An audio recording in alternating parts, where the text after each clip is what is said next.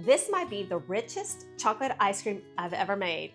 It's made with simple ingredients, no eggs or added stabilizers.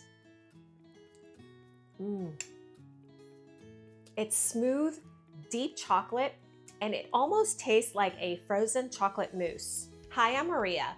I make real ice cream with better ingredients designed to stay creamy, scoopable, and never icy. Today, I'm showing you how to get a rich, creamy chocolate ice cream using a simple base and one ingredient that completely changes the texture.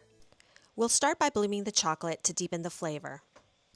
In a pan, add 1 cup half and half a cup of allulose or preferred sweetener, and 1/4 cup Dutch processed unsweetened cocoa powder, and whisk until fully blended. While the cocoa mixture heats, chop 2 ounces of dark chocolate. I'm using 85% zero sugar from Lily's, but you can use any chocolate you would like. Melt it in the microwave in short 20 to 30 second intervals, then add it to the chocolate mixture.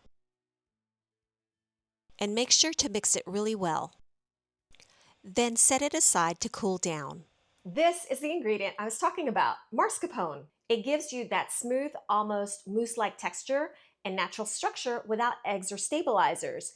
And it also stays neutral so the chocolate can really shine. In a separate bowl, add 4 ounces of softened mascarpone and mix it until it's fully smooth.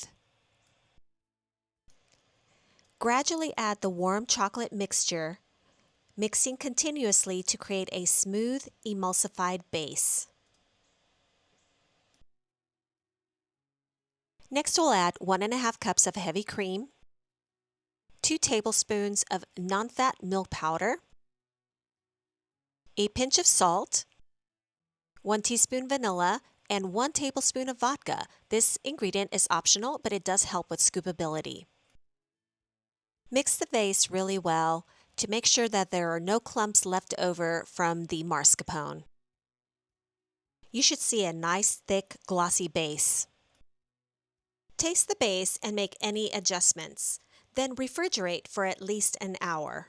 The reason I use allulose is simple. It keeps the ice cream soft and scoopable straight from the freezer. It's also very similar in taste to sugar. But you don't have to use it. Regular sugar or another sweetener works too. Use what you have in your kitchen. The full recipe is in the description. And if you want to understand how different sweeteners affect ice cream texture, you can grab my simple guide. Just scan the QR code on the screen. I'm using the KitchenAid ice cream attachment. It's simple and works really well. I'll leave a link to it in the description. And then simply add your base to the attachment. Churning brings in air, but the real texture comes from how the ingredients and the process work together. It takes about 20 minutes to churn into soft serve consistency, and just look at the beautiful texture.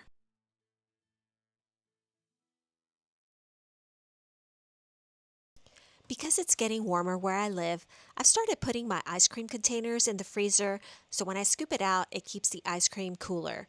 Fill your container and then put it in the freezer until it firms up into a scoopable texture. If you enjoy recipes like this, I share new ones every week using simple ingredients and a flexible approach. Subscribe and follow along.